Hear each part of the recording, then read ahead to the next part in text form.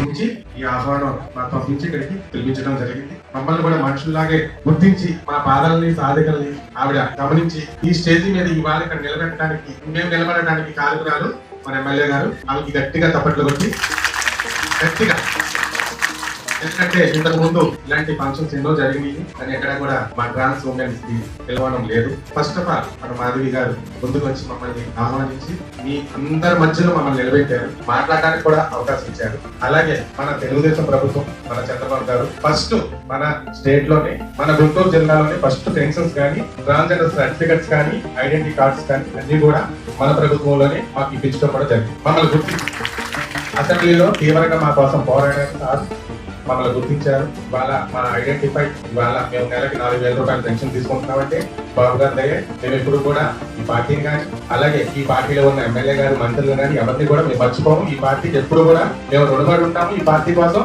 మేము ఎంత దూరం ఏమైనా చేయడానికి కూడా సిద్ధంగా ఉన్నాము. ఎందుకంటే మా సొంత కుటుంబాన్ని మమ్మల్ని ఆదరించారు, అమ్మ నాన్న వాళ్ళే ఆదరించారు. మా పరువులు పోతాయని మమ్మల్ని వెలివేసిన స్థితిలో చూస్తూ ఉంటారు. ఆ స్థితిలో ఉన్న వాళ్ళు ఇవాళ ఈ డయాస్ మేము నిలబెట్టి మా చేత మాట్లాడించి మా బాధను మీ అందరితో పంచుకోవడానికి నాకు ఈ అవకాశం కల్పించినందుకు మా మాధవి గారికి మరొకసారి గట్టిగా చెప్పండి.